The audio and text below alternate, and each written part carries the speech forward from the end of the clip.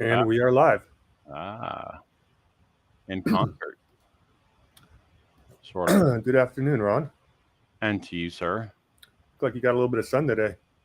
No, it's the. I think it's the coloring. I don't have my lighting on, and my camera's acting kind of funky. But no, I I didn't. Although I did drive with my top down the other day, Must be nice. so that was fun. I always, I love to drive with the top down.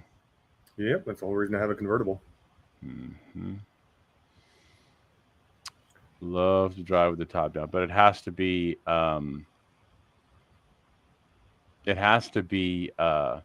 like the weather has to be good. Yeah, of course. And we've had a miserable winter and spring in Southern Cal. Hmm. Although I expect to start hitting the pool again tomorrow, which will make me happy. Where are you? Um are you any are you you're not at a place where you're going to be um like staying any for any length of time, are you? No, I'm gone. I leave in the last week of June. I move. I'll be Interesting. driving. I drive across the country to New Hampshire, and I'm sorry to Michigan, and then we go from there to New Hampshire, and hopefully get to Florida by the fall. Hi, Michelle.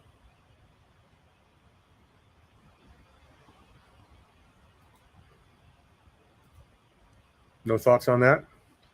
Me? Yeah. Oh no, you already told me. You already told me there's no I mean, I'm happy for you. It's awesome. Yeah.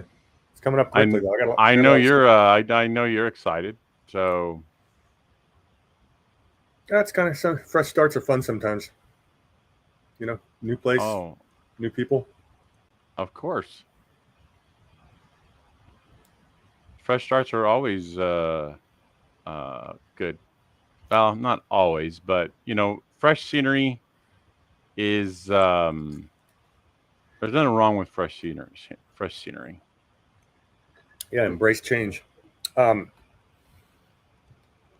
the other thing I got to I'm already starting to plan out is how to get involved locally when we get to Florida, and I'm gonna start reaching out to people the next few weeks, see what kind of groups they have locally, like I do here. Hey, Chris. So Ron, today's the show where you and I can just get comfortable because Ron's going to go on a 45-minute monologue Yeah. talking about Mm-hmm. natural born citizenship. You mean Doug is? That's what I'm going to say, Ron. Doug's going on natural citizenship, and you and I won't even have a chance to speak for 45 minutes, Uh-huh. but it's a good one. It is yeah, this is kind of his um I don't want to say wheelhouse, but it's definitely his um it's definitely something that he enjoys.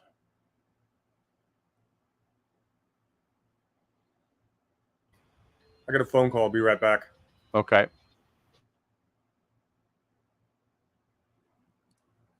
How is everybody today? Got a few people here. Got a few.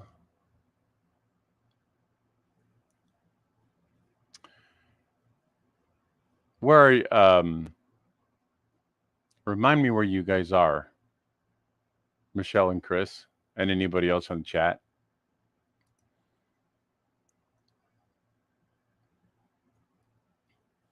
Forgive me if I'm uh, distracted. I'm actually not distracted. I'm trying to. Um, that's right, Chris. That's right. You're up in Modesto. I'm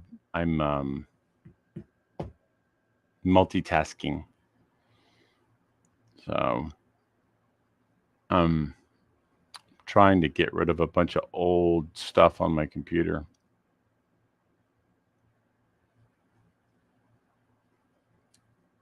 Is the what's the weather like up there, Chris, today? Is it nice?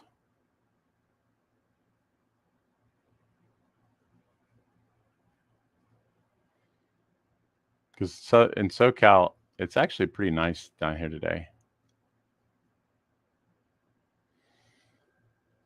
It's mild.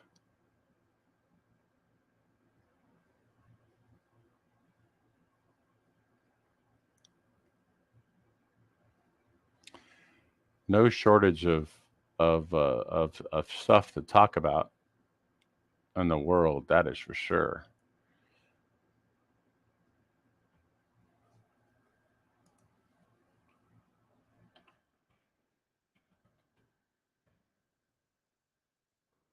You're in Little Rock. Hmm.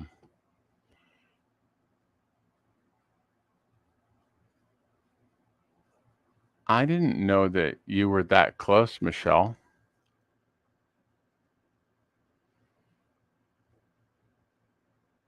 to where I am. Little Rock is up by like not too far from like the like Northrop Grumman.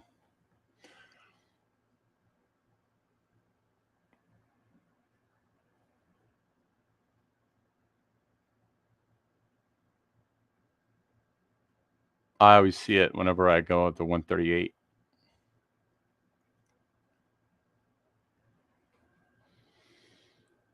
Not that I go out the 138 very often, but um,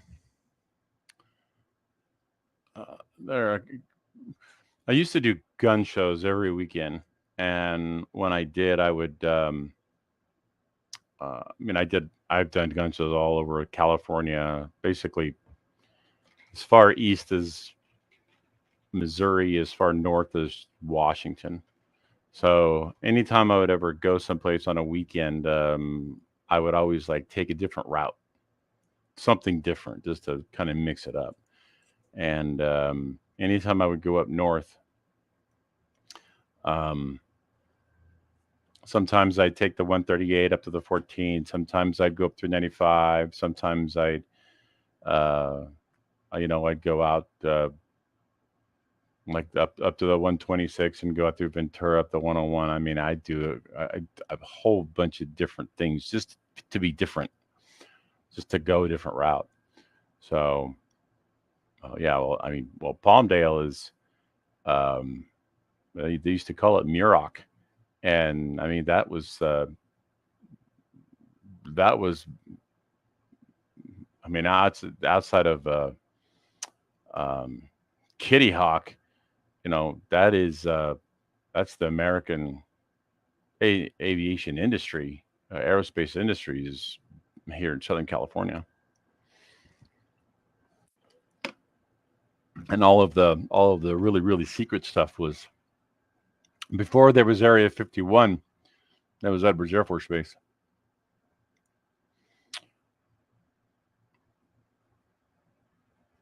So I mean, that's what built Lancaster and Palmdale area.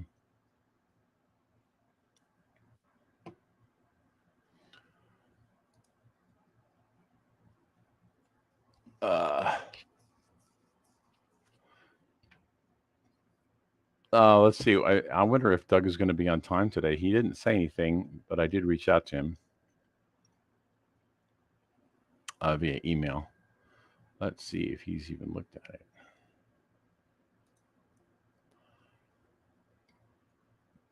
I think so.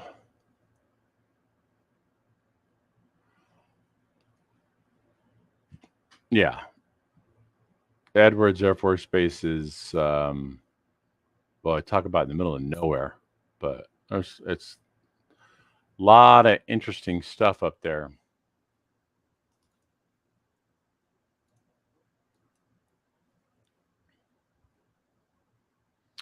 A lot of interesting stuff. Hello, gentlemen. Oh, hello. You're on time, sorta. Now, this is what happens when I don't try to squeeze things into my afternoon.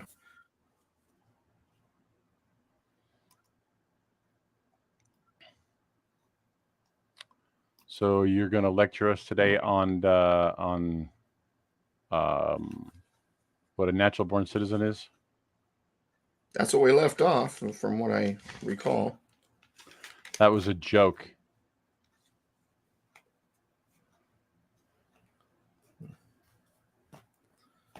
Well, I know That was foreigners like you might not understand. Exactly. Because Dodger Stadium is foreign territory, right? Yeah, Dodger Stadium is pretty much foreign territory. Yeah. Dodger Stadium, pretty much all of Oakland. Well, they're not going to be in Oakland much longer. Who? The A's. So they're looking at being gone too, huh? Guess where they're going to go? Oklahoma City. Nope. Oh, okay. Well, then the next choice would be maybe Nashville, maybe. Nope. All right. Where'd the Raiders go? Vegas? No. Baseball in Vegas? No, that makes no sense. Yep. They're talking the about way building. Baseball is about gambling. No. They're talking about building a big old stadium right next to where they built that stadium. Yeah, no. The A's send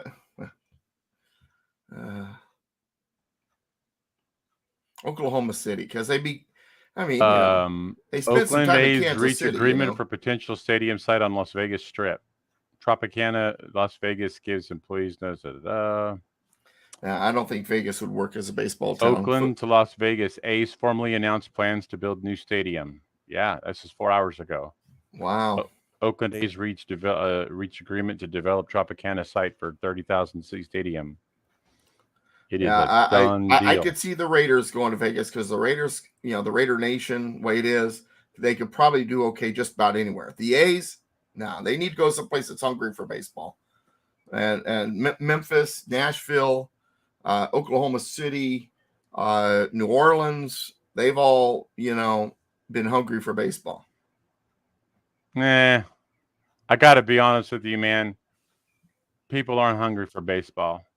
But, okay, as a traditionalist, I was not in favor of the rule changes that they made with the shift banning. And I don't like any of them. But I have warmed up to them, and I actually think it's a good thing, because what it's done is it's actually shaved off about almost 25 minutes a game. The pitching clock, I could. Well, I like the banning. But the banning of the shift, limiting the number of leadoffs, that I didn't like that. I don't like. Okay, so or not leadoffs, but pitches. Throws to the. I don't like that rule, and I also don't like the rule of limiting the amount of catchers' visits out to the mound. I didn't like that. I don't like that either. But I, but the pitch clock and the banning of the shift, actually are in my opinion actually are probably going to save baseball. I think the banning of the shift is also a bad move. That's up to the team on how they want to operate defensively. I don't disagree. But as somebody, growing up, we didn't have the shift, and the shift didn't come out until they started to do all the analytics. Well, I'll tell you when the shift. You know how to get rid of the shift, right? I know exactly. I know. I get it. But I just hit it over the shift. You can't. I mean, I'm just saying, as a hitter, I could hit it down either baseline if I wanted to. You're not facing major league pitching, Doug. Well, You're not facing major league pitching. That's not my point. These yes, guys are it is. professionals. They That should be is able the to put point. it anywhere There in the is a field if they're. significant difference. There is a significant difference from little league pitching to major league pitching. I'm not talking little And league, okay, all right. I'm sorry. Nonetheless, There's a I did play significant. some amateur ball when I was in the There's Navy. a significant face difference some between decent pitching, slow but that's pitch not my point. softball and major league baseball. No, I'm talking amateur baseball in the Navy. You don't remember the baseball leagues that you could be a part of? I didn't see any. Oh, well, I played for 3 years in 2 years actually in amateur baseball. I'm just saying that if the objective for baseball is to try to recruit new fans to come to get people to be interested in baseball again by shortening the games, they've actually done a pretty good job at that. I saw a guy do a video where he analyzed all the changes of the rule shifts or the rule changes, and it really got me to thinking. I'm like, you know what? I think I need to kind of swallow my pride here and look at this and say this is actually not a bad thing, because there were no such thing as a shift until analytics came into being, and hits that would have been outs under the shift because the shift never existed are actually now hits again in the baseball that you and I grew up playing.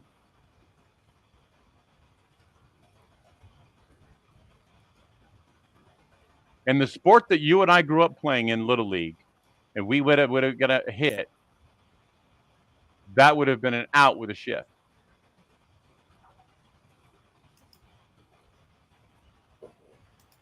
And trust me, the Dodgers shifted more than any team by far, so it negatively impacted me.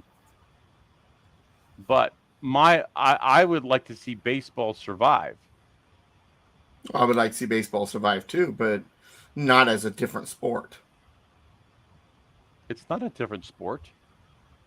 Basically, the way I look at it is what they're doing is they're minimizing the influence of analytics is having on the game by doing the rules changes. They're minimizing the rules, or they're minimizing the influence of analytics, or trying to minimize the analytics to a degree.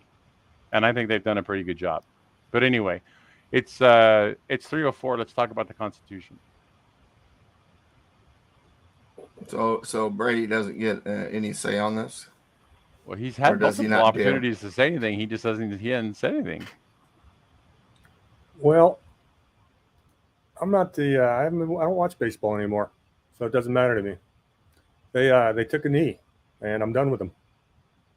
So I might check a box score once a week and check the standings, but I no longer care to watch it. I don't. Who took a knee? I only remember there was like one player for the A's who took a knee, and I meant in a more generic sense. Flashback to March of 2020.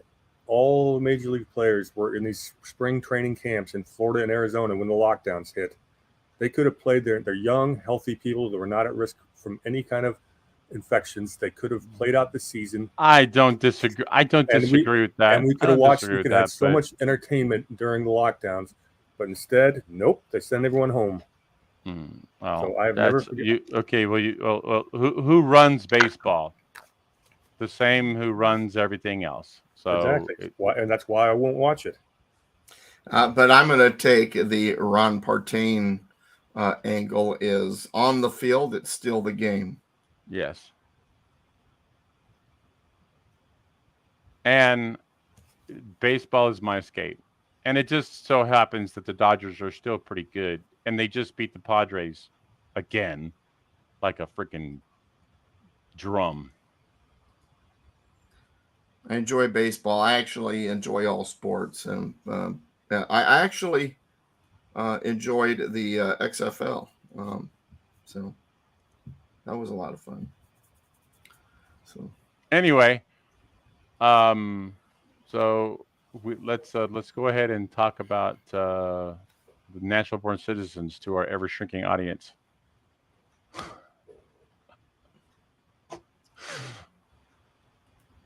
Ever shrinking audience. What? Where are we? Article 1, section? No, we're Article. We're in Article 2, Section 1. In your Pocket Constitution on page 10, if you are using the same Pocket Constitution I am. So real quick before I get started on this, and hi everybody, I am Douglas V. Gibbs, Mr. Constitution, and Brady and I join Alan Myers on Sunday nights often. It's not all three of us all the time, but often on Patriot Soapbox. Now, last Sunday, it was just Brady and I. Alan took a time out for the show because his daughters were visiting from out of town for Mother's Day. I had wound up my Mother's Day duties with my wife a couple hours before that show started.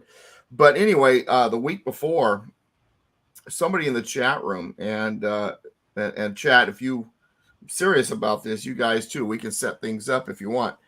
Someone in the chat room says she goes by Best Nani, and she says in the chat room, she types in, wouldn't it be great to just have lunch with Doug sometime? So I responded, okay, let's see if we can figure it out. Where you at? She says, well, Ventura. No, okay, I'm in Camarillo on Tuesday. Let's set it up. Now, we wound up not getting together but prior to the event I was doing, but I did get her into the event because somebody who had registered had canceled. That opened up a slot for her husband and her to come to the event. We didn't get a chance to talk a long time, but we did chat here and there a little bit. And she bought one of my books, and she got to see me speak in front of a crowd, which is different than what you see here. It is different.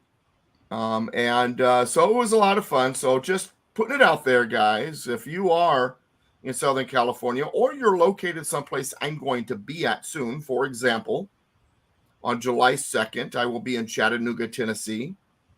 July 4th, I'll be in Washington, D.C. July 7th, I'll be in Bentonville, Arkansas. Late September, we're looking at Michigan, western kind of Grand Rapids area. And then in October, I will be back in Washington, D.C. again. So, you're in the area and you got to figure it out that, that's where you're at. Texas, not soonly on Texas, although Albuquerque, there's a church in Albuquerque has been trying to get me out that way. That's usually the place I don't like to stop during on my way to Texas, but I'm willing to go to Albuquerque for this church. But I was in Texas 2 years ago. In 2021, I did an event in Corpus Christi, and I stayed in San Antonio. And I love going to Texas. And I'll tell you what, the Wall Builders, David Barton's place, is like 20 minutes west of Dallas, and it's my goal within the next year or two to just visit that place. What he's got going on there. We need help in Texas. Lee, no doubt. Anything after 1871 is fraud. That's a conversation for a different time, Lee, but interesting statement. I know what you're referring to, and that's a long conversation because there's truths and not so truths involved in that. So as you get to know me, you'll probably hear me talk about it on occasion. Yeah, it comes up a lot. Yeah, I might be stopping by in Texas to see family on my drive across the country this June. Oh, okay. We'll see. Yeah. I still haven't mapped out the route yet. Yeah, late June, 21st to the 29th, I'm going to be on the Oregon coast. So, but anyway. All right. So anyway, so once again, if you're in Southern California or you're going to be visiting Southern California, or if any of those places I've mentioned, or maybe other places, because my schedule is always getting interesting. And I have a feeling next year or the year after that, I'm going to be doing a lot more traveling across the country. We'll see. Maybe by the end of this year, we'll see. But anyway, that all said, good to see you guys. I'm glad to be here. I'm glad you're here. I actually did not go to lunch today after my Fallbrook class because I had a number of things I needed to do, and nobody volunteered anyway to it was a smaller class than usual. Both of my classes this week so far have been smaller than usual. I don't know if there's something going on this week that I don't know about, vacations, I don't know. But I gave me a chance to get some work done, run by the credit union, kind of stuff like that. I'm not normally able to do on Tuesday. So yes, I was here earlier than usual, and it's good to be here. So we've been working our way through Article 2 of the United States Constitution. The United States Constitution was written in 1787. It was ratified in 1788, went into effect in 1789, and it had the Bill of Rights added to it after ratification in 1791. So we've had this thing for over 200 years, and it is the longest existing constitution at this time. The average age of constitutions around the world is 17 years. Think about that. On average, every 17 years, there's an upheaval in a governmental system in a country, and they rewrite their entire constitution. We have had stability with this constitution for over 200 years, and they're doing everything they can to get us into a post-constitutional existence. Now, some people in my life might say we're already in that post-constitutional existence. I won't mention names, or Hamster, but since 1861. Well, there are still provisions, or still little bits and pieces are hanging on here, where our Constitution is not dead yet. But we do need to restore a majority of the provisions. It's not a matter of conserving it, as you might say, Mr. Hamster. It's most of it is about restoration, but there are some things that are, I think, still in play. And even with all of our problems, all of the madness, all of the insanity that's going on right now, this is still the best place in the world to live. This is still the best place in the world to be. And it is because of the foundation we began with the Constitution. It's funny because I'm reading about, I'm writing a history book, and I've been doing a lot of research about the turn of the century of late. And there were quite a few pushes towards things like socialism and revolutionary type behavior in different countries. And the United States just outright rejected a lot of that because of this constitutional foundation. Everything we're going through right now, the rest of the world at different times have gone through already. It just finally got to us. They finally have been chipping away enough that they've got our younger generation to the point where they don't even listen to the older generation anymore. It's funny because when you read about the Soviet Union, China, things like that, their biggest problems was the older folks who remembered what the traditions were. And that's what they were trying to silence. That's what's happening here. But it's happening here now. We're kind of when it comes to tyranny and despotism, I guess we're a late bloomer because we had something called a Constitution. But that doesn't mean that all is lost. We've seen bad stuff in this country. For God's sake, in 1933, we had a guy take the presidency named Franklin Delano Roosevelt that made Obama and Biden look like amateurs. They confiscated everybody's gold because they could, because they wanted to. Their excuse, well, we were trying to save the country from, the emergency, the crisis of the Great Depression. People were under the assumption they were going to get their gold back eventually. Well, that never happened. Then they were given, in exchange, paper money. Well, don't worry, we'll give you paper money so you get the value, which was devaluing every year. So, well, it could be worse. It has been worse. So I want people to understand that. Now, one of the things about this country, one of the reasons why we've lasted this long, was the concern over foreign influence. Founding fathers had dealt with foreign influence quite a bit. When I say foreign influence, I don't mean just immigrants or, people coming from other countries and adding to the melting pot. That's not what I'm talking about. I'm talking about political ideology, people who are trying to sabotage the system from the inside, that type of foreign influence. We don't know anything about that today, do we? But back then, you had a group that were called the Tories. The Tories were fellow countrymen with the colonists. They were here in America. They had history here. They had their children here. They worked here, whatever. But when the Revolutionary War broke out, when the call for independence was put forth, the Tories said, no, you guys are fools. We need to remain under the protective umbrella of the British Empire. We like having a king over us, dictating to us, because we're safe and protected and secure under that monarchy. So after the war, most of those Tories, loyalists to the crown, most of them either fled to Britain or they wound up in like Nova Scotia, Newfoundland, Quebec, up there in Canada. They fled to Canada, a lot of them. And the Tories had good reason to. For example, if you look up the Tory Act of 1776, it was brutal. It basically gave citizens the license and the allowance to tar and feather and hang people for their treason against the colonies. And it got ugly. The Tories fought side by side beside the Redcoats in that war. It really was a civil war. If ever America had a civil war, that was the Civil War. Yes, not the one, I would not agree the with one that. that we call that. I would agree with that. So the idea now here is you got this new constitution. You don't want foreign influence. You want to make sure that other ideologies, other people who would rather have us back under the British crown are not given ultimate power.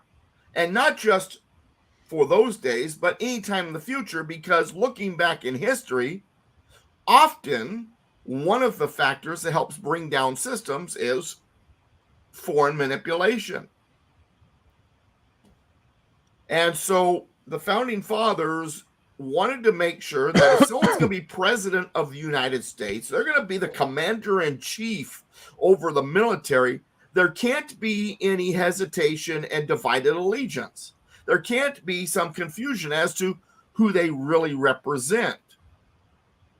We want our president of the United States to be purely American and therefore American interests, period. And that's not too much to ask, I don't think. That seems reasonable. Even in 2023, that seems reasonable. So the founding fathers looked back in history, they reached back in history to see what mechanisms they could use to ensure, or at least try to ensure, that foreign influences, foreign powers, foreign loyalties don't wind up in the presidency. And, history is full of examples of that when it comes to leaders. Rome originally, before it became a republic, was a kingdom, and they would have multiple kings because they didn't trust any one person having all that power. Even once they were a republic, inside the U.S. Senate, in the Roman Senate, they had two consuls, which would be the executive, because that way they would bounce off of each other. Neither one had ultimate power. And the Greeks actually had an idea when it came to power, office holding, and inheritance, that somebody needed to be a pure citizen, a native citizen. A native citizen to them was someone born in the country and of citizen parents. In Britain, when it came to the empire, your citizens were the monarchs and the nobles and the barons. Everybody else was a subject. But when it came to subjects, even then, they didn't want subjects to have divided allegiances, especially when it came to handing down to the next generation. So when it came to inheritance, they had established something called a natural born subject.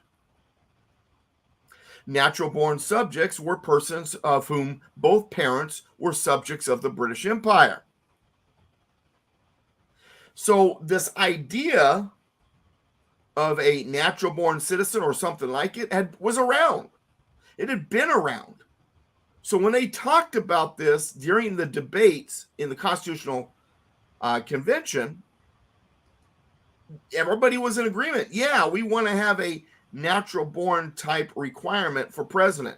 In fact, if you read Madison's notes, the debate over the natural born citizen clause is probably one of the shortest ones of all because everybody agreed. Yeah, good idea. Even the Hamiltonians agreed with that one at the time.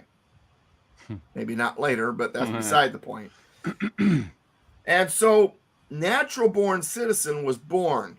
Now, the term natural born citizen was at the time synonymous with the term native born citizen. They essentially meant the same thing. The term native born has since changed over time to basically mean just born on the soil. Natural born citizen being something more than that. But at the time, native born citizen, natural born citizen really meant the same thing. And this was not a uniquely American thing, as I've already kind of told you.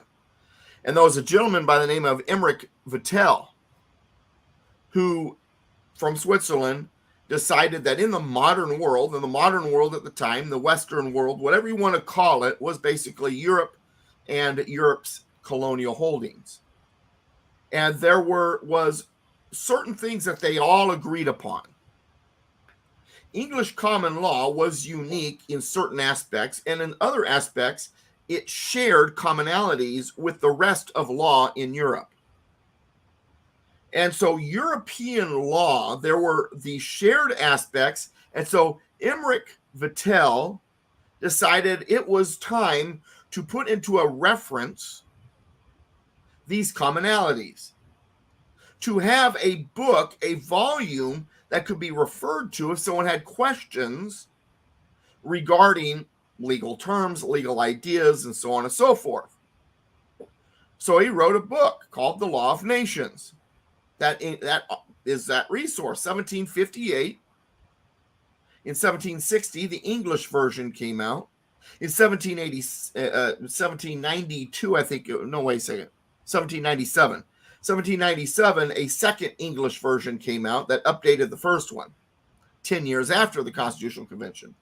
But 27 years before the Constitutional Convention, the first English version came out.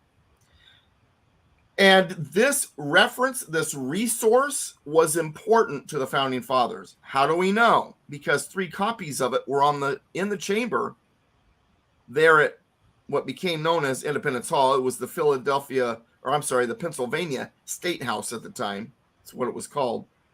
Where they were meeting, and 3 copies of Vattel's Law of Nations was on the ground in the chambers. 2 of them in English, 1 in French. Its original language, French. Vattel from Switzerland spoke French. He wrote in French. So George Washington brought one of the English versions. Benjamin Franklin brought the other English version and the French version. Someone says, well, Doug, what if the translation in the English version was flawed? That's why they had the French version there. And guess what? Pretty much all of them could also read, write, and speak French. Kind of had to back then. So you've got this resource in the room. And in it, it says that to be a natural born citizen, one must be born of citizen parents. Plural. Both parents citizens at the time of birth. I get in these conversations often. In fact, I'm a part of a lawsuit, which, by the way, we provided our writ certiorari file, should I say, our writ of certiorari to the United States Supreme Court a couple Tuesdays ago. I get lefties all the time. Well, yeah, but you've been denied. The courts shot you down. I think the courts are the final say of anything.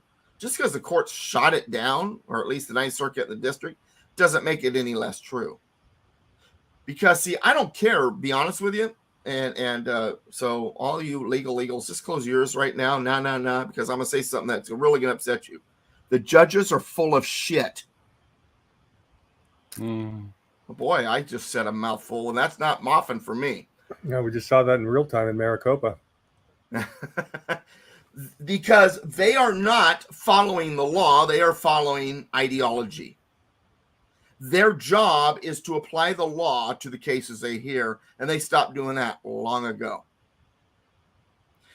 So those of you who want to argue with me about what's going on with my case and whether or not I'll win, I don't even want to get into that conversation. I know what the truth is, and the truth is based on what was available. When you have a resource that's trusted by the founding fathers and has been referred to by your blessed federal court a number of times for other issues, but it's not being followed for natural born citizen, there's a problem here.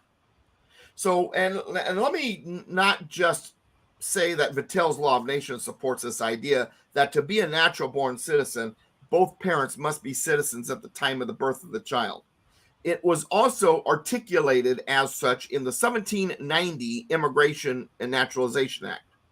It was also articulated in 5 Supreme Court cases. It was dicta, so in other words, it was used for a topic that was different than that. In other words, the case wasn't about natural born citizen. The definition of natural born citizen was used for the case. Minor versus Happersett, 1875 is a great example. It was about a woman trying to get an inheritance, and she's claiming, hey, I'm a citizen just like my brothers. Why don't I get my share, kind of thing? And the judge, Morissette, let's see, Minor versus, Happersett.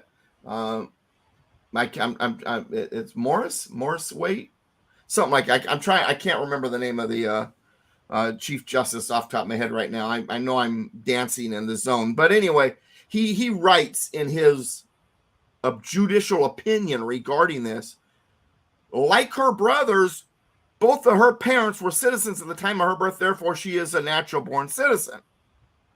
So in other words, he used the proper definition, but something that had nothing to do with natural born citizen. It was to prove a point.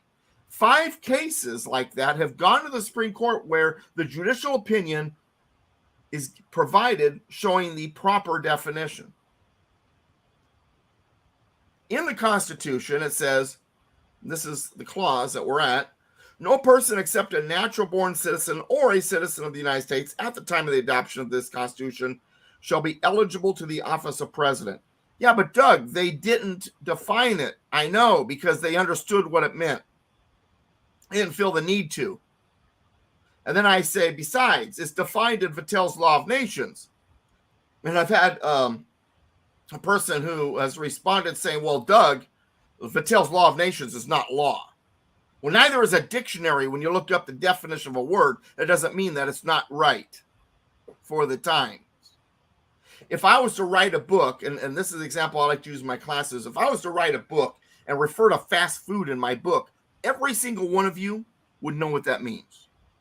But 200 years from now, if some archaeologist found my book and they're scrolling through it and they're like, fast food, it's 200 years later.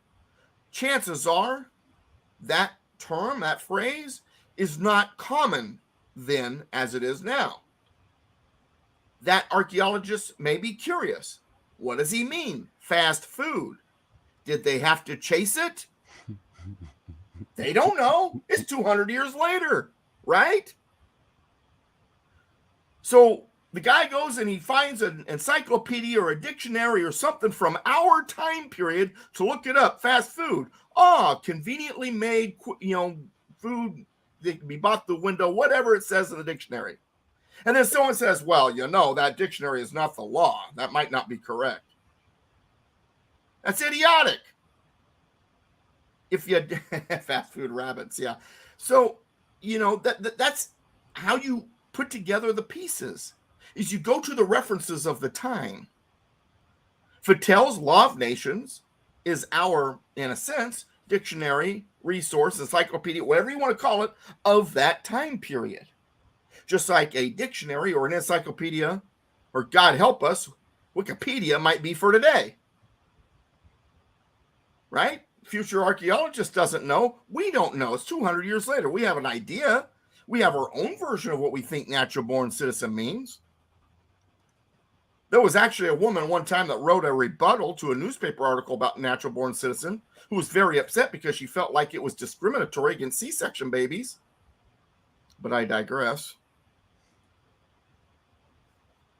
So we do, but that we have a reference to look at. So why are we so quick to deny that that's what it means?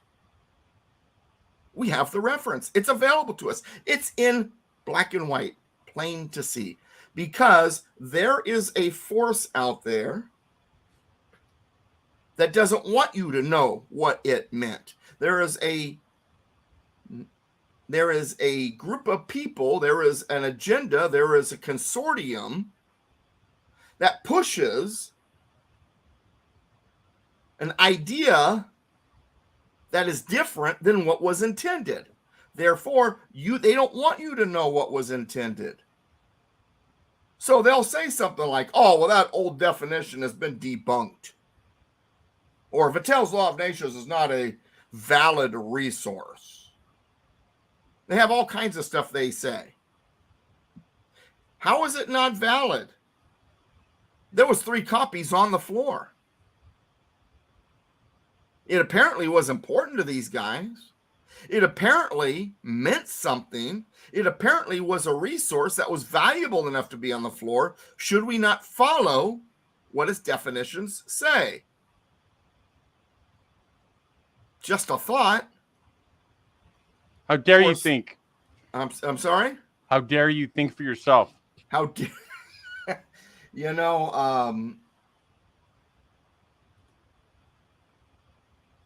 I just happened there. Oh, I was kind of in one of those moods the other day, Friday, about people who don't think for themselves. And I actually wrote an article. You tell me if you think you can figure out what it's about by the title. Words don't injure, you idiot. Oh, Of course, there's an asterisk there that at the end it says slander accepted. I just wanted to say something real quick because it just popped into my brain. But did either of you catch that thing about Brittany Griner?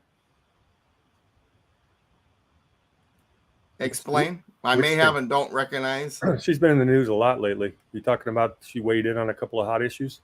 No. Well, I don't know about the fact that she weighed in on a couple of hot issues. However, I do know that when the opportunity came to stand for the national anthem, she was standing.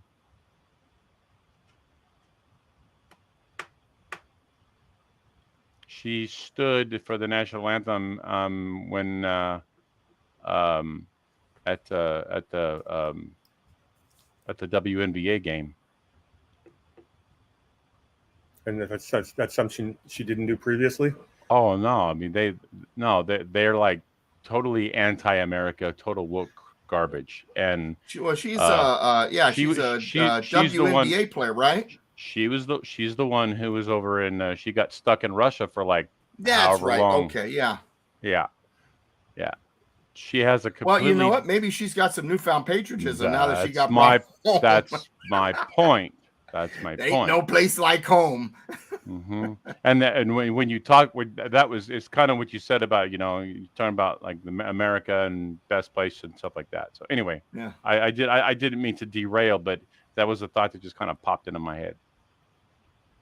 Now I had not heard she stood for the national anthem. That's a big deal because I mean that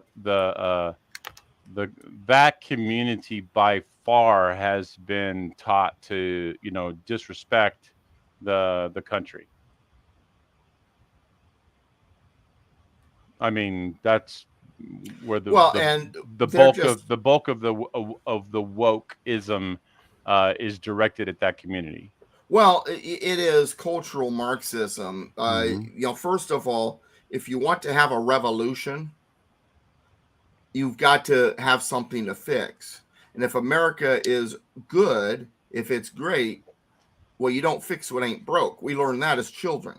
Mm-hmm. So they have to convince you that it's broken. But those of us that are older, and especially those of us that are not in that community, we have a memory of its greatness, and we were in school and studied a lot of that.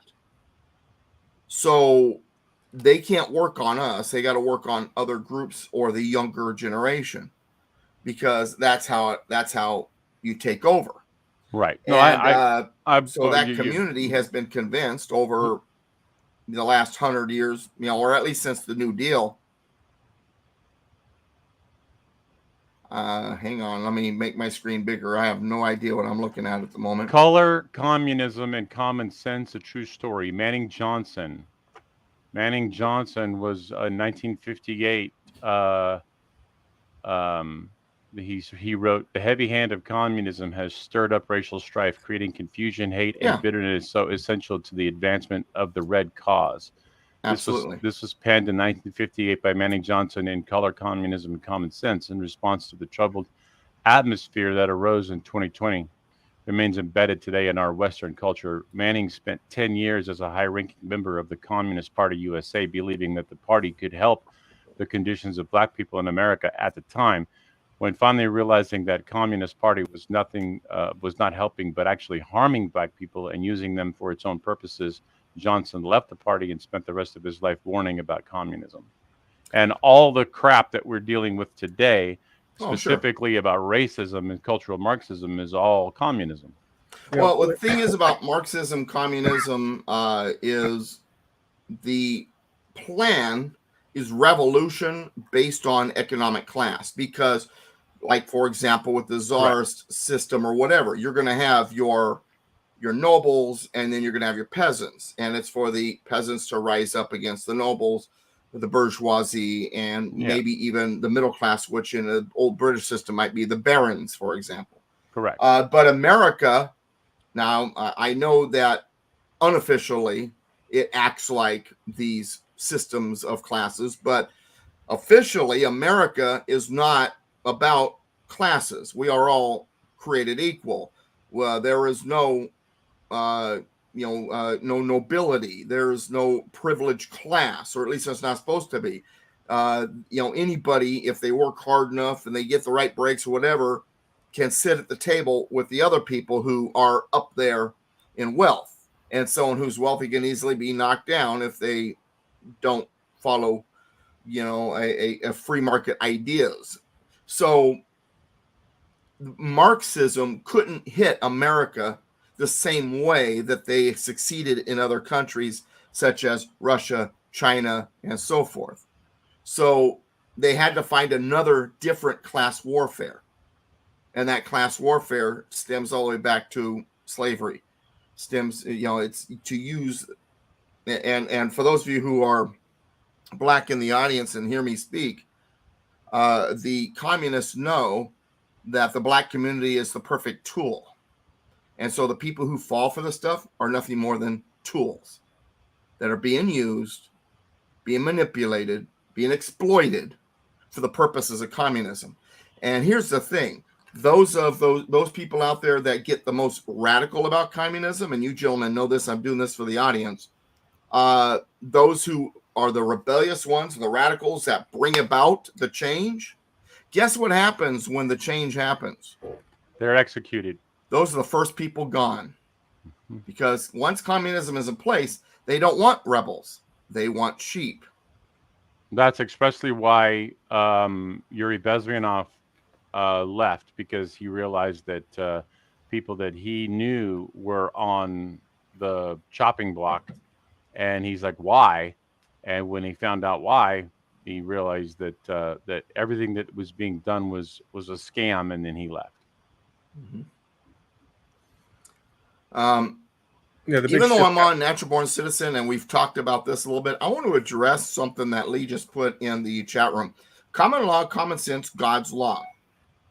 And and I know where the common law comment is coming from based on other comments you made earlier, Lee, but I want to address common law specifically. there are two kinds of common law.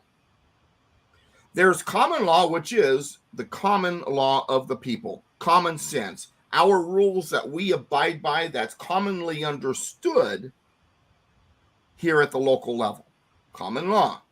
The other common law was English common law, the broader law that covered the whole country in Britain and largely here when they were colonies. And that kind of common law was what we were trying to get rid of. So so I don't want to mix the two. Common law as English common law, the problem with it was it changed with the whims of society and the rulings of the judges. In other words, it was living and breathing. And the purpose of the Constitution as a written contract was to get away from that. So the U.S. Constitution really, when it comes to the broader version of common law, is anti-common law. Common law is not the constitutional law of the land, supreme law of the land. The Constitution is a contract. It's written so that it's harder to change, so that judges can't just change it through their rulings, and the people can't just change it through a changing society as broader common law would be. Of course, what have they done with our Constitution? They've done exactly what they were trying to get away from. It now changes with the whims of society and the changes of language and the rulings of judges, and we're just supposed to say, hey, that's okay. But I digress. So when we talk about common law, and I recognize where your recognition of common law is coming from, there's two kinds of it. There's man's common law, and then there's the law. And thank you, Monica. You pretty much taking the words out of my mouth here. Declaration of Independence, the laws of nature and of nature's God. Natural law is the term I like to use. Natural law and the localized common law are really the same thing. And they're not God's law, they're influenced by God's law, if that makes sense. They exist because of God's law. They are the natural order of things that we understand. But like I said, the broader, more official, broader national common law, we were trying to get away from that.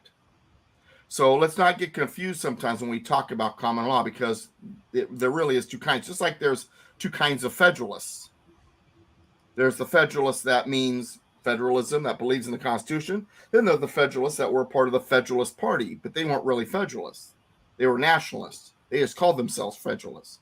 So once again, we have to recognize that sometimes same term can be interpreted in different ways because it's been used in different ways. So when you mention common law, it's really what I like to use is natural law, because it's more commonly understood without me having to explain it.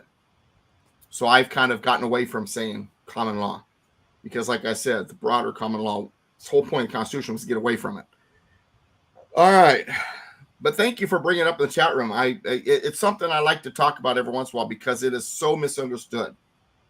We have this idea that if we just get back to something that's more like the Articles of Confederation, we'll be okay. And while the Articles served their time at the time, it's closer to anarchy. And while I don't necessarily believe that we need to have a big consolidated central government, I also don't believe that we need to have too weak of a central government. We need to have one that at least handles the things that's good for the Union. But Let the states handle their own stuff, but have the central government handle the stuff that's good for the Union. External things, war, trade, so on and so forth. Go ahead. Do you think that the Confederate Constitution would have been a good balance? No, I think it leaned too much towards the Articles of Confederation. I think the U.S. Constitution is still the better document. Now, that said, the Anti-Federalists, when they argued against the Constitution, a lot of their arguments make a lot of sense. But their arguments don't make sense because of flaws in the Constitution. Their arguments make sense because of flaws in humanity. The problem that the Anti-Federalists and that those who supported the Articles of Confederation, or the Southerners who were trying to get closer to being Confederation, the flaw with that, the flaws that they were recognizing that was a problem, wasn't a problem because of the Constitution. It's because of humanity. The Constitution was written to try to guard against those things. Human nature, being such as it is, has even overwhelmed that great writing. It doesn't matter how good the document is. It doesn't matter how good the system is. If we're not a virtuous people, if we're not a godly people, if we're not a moral people, no matter how good the system is, it will eventually collapse. Well, I think that's exactly what we're trying to see, or that's what we're seeing right now. Mm-hmm. You know, that's exactly what we're seeing right now. If you look at all the stuff that's out there in the media industry, and when I say media industry, I'm talking either whether it be movies, television, video game, music, any type of stuff out there. It's all done with the idea to corrupt society. And because once again, you don't fix what ain't broke, so they got to break it. Right. Anyway. All right. I'm going to get back in what we were reading because I do want to finish this paragraph because it all ties together, and I'd rather not separate it between shows. But this is all good conversation, and chat room, I appreciate you. And as you've noticed, I do pay attention. And I appreciate what goes on. And now there are some things I won't get too deep into because it's not the right time. For example, Lee, as much as I appreciate what you're putting in there earlier, when you had indicated, the 1871 thing, that is a conversation that requires probably a couple hours to get into. I've actually gone through the Organic Act of 1871 with my friend Alan Myers, word by word, to explain what was meant, why it's in there, so on and so forth. So, but once again, I don't want to get too deep into that, but I do pay attention to the chat room. And if I don't answer your questions today, it's only because I don't believe we have the time or it's the right time to talk about it. But all of your questions are remembered and are part of what I talk about. Even that, get down the road, I get into it eventually. But I do appreciate questions. I do want participation. For those of you who listen later or watch this later, or you don't watch live, that may encourage you to show up on Tuesdays at 3 p.m. Pacific to be a part of the chat room so you can ask directly. Of course, love all of you. Appreciate all of you. Glad all of you have watched live or later. But live, there's just a specialness that goes along with watching live and putting something in the chat room, and we have that interaction. I appreciate it, and I'm sure you do too. All right, so this clause begins, as I've already read, no person except a natural-born citizen or a citizen of the United States at the time of the adoption of the Constitution shall be eligible to the office of president. Notice it separates natural-born citizen and citizen. If what I'm saying is correct, and of course what I'm saying is correct, but I'm saying this for the explanation. If what I'm saying is correct, that you're not a natural-born citizen unless you are born of citizen parents, the country declared its independence in 1776. So the United States of America as a separate sovereign country, from that point of view, did not come into existence until 1776. Therefore, persons who were from America were colonists until 1776. Then they became American citizens. So if a natural-born citizen is someone who is born of citizen parents, then, since the Constitution was written in 1787, the oldest natural-born citizen in the United States at the time was 11 years old. So that's why we have this division here. No person except a natural-born citizen or a citizen of the United States at the time of the adoption of the Constitution, because they understood that none of the natural-born citizens were old enough yet. Why do some say 1775, Lee? Because that's when the war began officially with Lexington and Concord. And you can even say that's not the start of the war. You could say really the start of the war was 1774 with the Articles of Association. You might even say it went beyond that, all the way back to 1763 when James Otis stood before a judge and said, no, writs of assistance don't work here. We reject your definitions of a warrant. So, some can say all kinds of things, but on paper, officially 1776. Doug, under that, why Yeah. was Alexander Hamilton ineligible to be president? Well, because he was a person who was not originally from the British colonies that constituted the original 13 states. But does it say that, or does it say No? But that was their feeling. If you were from a foreign land and you immigrated there, your children would be citizens. That was the attitude. Now, understand something. Before the Constitution, there was no written rules for citizenship. Each of the states had some written rules, not all of them. Would he not have been a citizen at the time of the adoption? I don't know. I wasn't there. Personally, I don't even think the bastard should have been in the Western Hemisphere, but that's just me. He should have gone back to England with the rest of his mercantilist friends, but that's just me.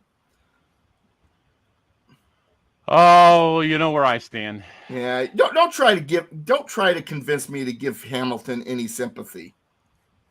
Like I said one time in class, my mom got so upset over this. I said, Aaron Burr did us a favor when he shot and killed Alexander Hamilton. And the good news was it took him 4 miserable days to die. The dude suffered, and I'm happy about it. So, yeah, not a fan. And I mean, and Ron's known me a long time. I mean, you probably heard me bitching about Hamilton day one, man. I mean, I've not liked him pretty much all along. Well, it was one of the first subjects when I met you that you talked about. I go, I know, like, we're going to like each other. We're going to get along just fine. One of my favorite things that Brady says, he met somebody who's running for assembly, and he asks him, says, who's your favorite founding father? And the guy says, Alexander Hamilton. He's like, okay, wrong answer. We need to talk. We need to talk. And to his credit, he came to Constitution class a number of times. Yeah, well, we'll see if we can get him to start coming some more. I know his schedule's gotten busy. I don't want to get into names here because, number one, it would be meaningless to most of this audience. Number two, I want him to be able to be present when we talk about that story and throw names around. All right, so first of all, in this clause, we have a difference here. So when you hear today people say because of birthright citizenship, oh, well, natural born citizen, it's the same thing as long as you're born American soil. It's not the same thing. They're not supposed to be the same thing. Natural born citizen is something bigger, greater, more. It says so right there. In Article 1 or Article 2, Section 1, clause or paragraph, should I say 5. All right, so natural born citizen or citizen of the United States at the time of the adoption of this Constitution shall be eligible to the office of president. Neither shall any person be eligible to that office who shall not have attained the age of 35 and been 14 years a resident within the United States. 14 years a resident. So even if you're a natural born citizen, they're so worried about foreign influence that they want to make sure you've been in the country as a resident at least the last 14 years. They don't want outside influences. But the part that gets me is 35. So you got 25 for the House. You got 30 for the Senate. You got 35 for presidency. And this is at a time when a boy was considered a man at 12. The average age to get into Yale and Harvard was 13.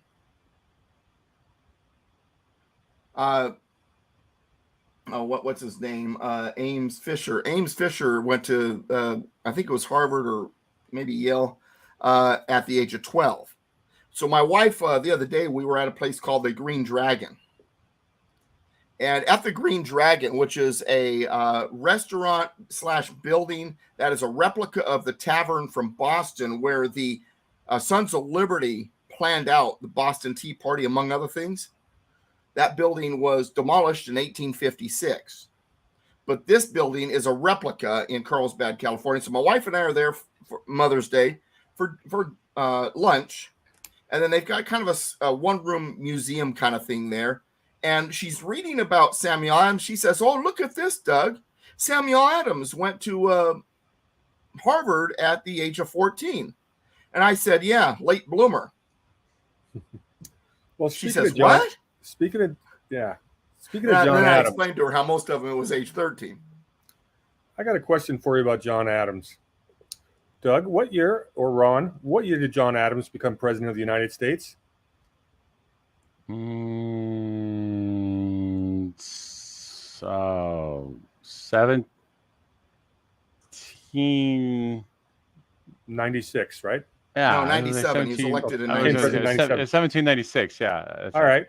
Elected in 96, became president in 97. So considering he was the U.S. ambassador to Great Britain from 1785 to 1788, he wasn't he should not have been eligible until 1802.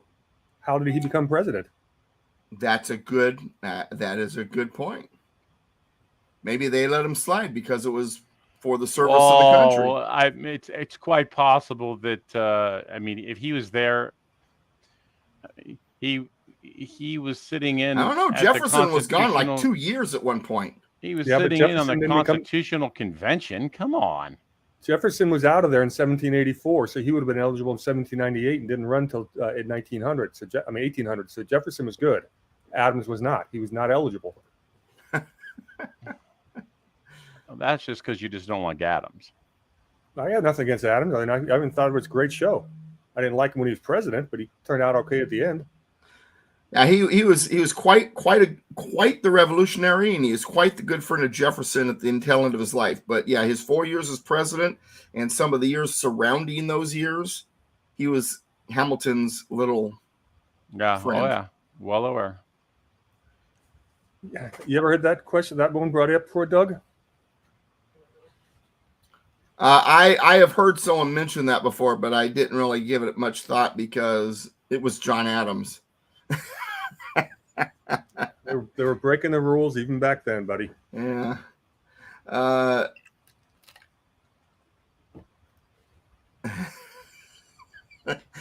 I'm trying not to say something about Lee's latest comment. There's the difficulty, Lee, with that last one. The quote says, "Speaking of Boston Tea Party, I've heard research that it was about opium from Asia, not tea, as well as some founding fathers were heavy users of opium. Don't shoot the messenger." No, it was over tea. It was British tea. It was not over opium. However, that said, yes, drug usage, alcoholism, and all of that was present.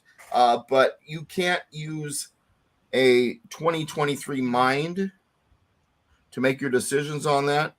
It was a different time, and opinions regarding the use of certain substances was very different than that it is today.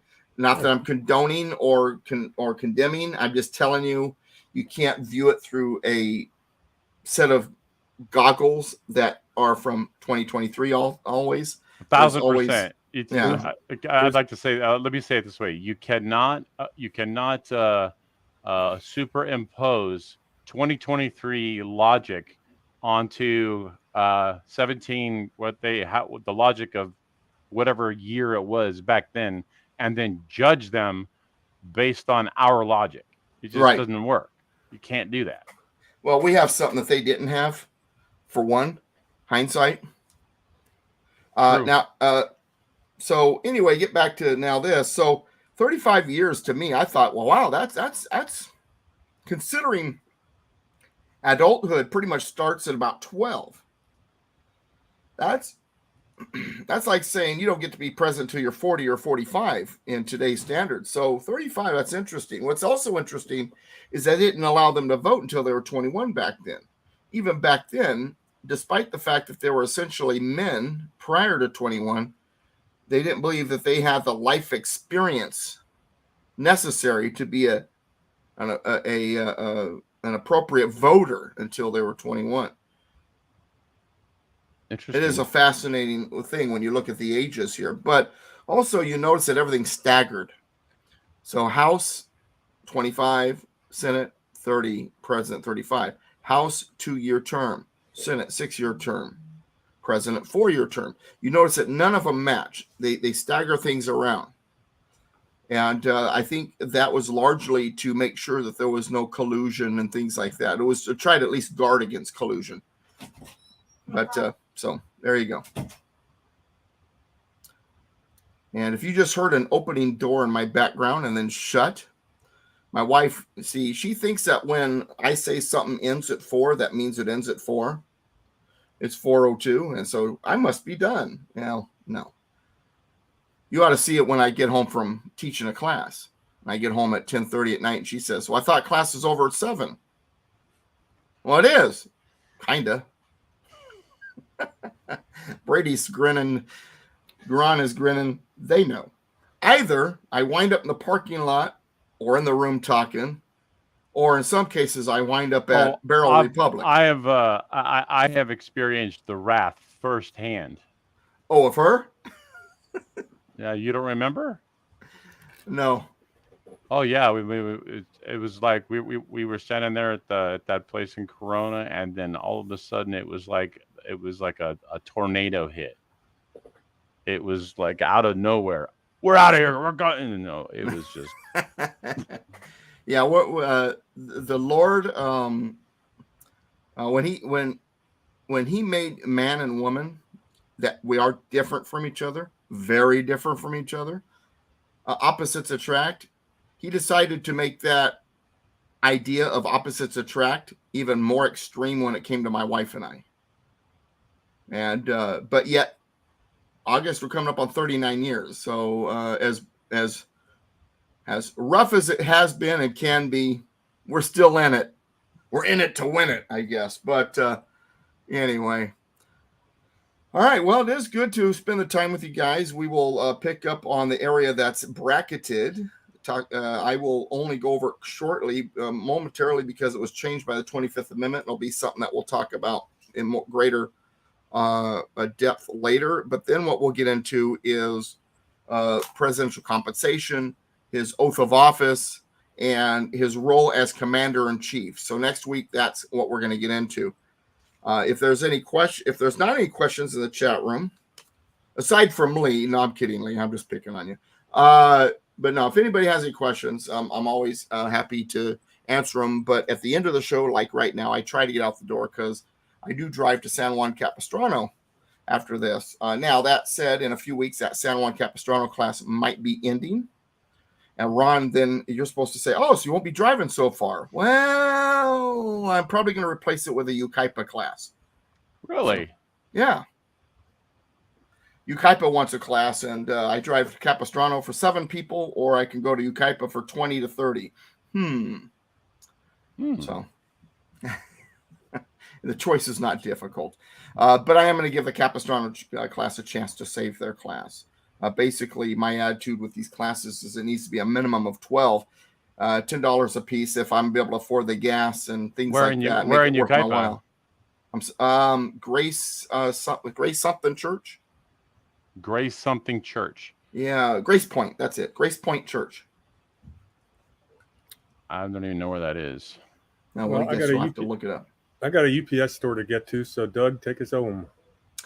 United we stand, combined we kick butt. God bless America, my friends. God bless you. Thank you for spending the time. DouglasVGibbs.com, politicalpistachio.com. And if you want to try to figure out where Brady is, just go to rumble.com/Brady Fox. That's Fox with 2 X's.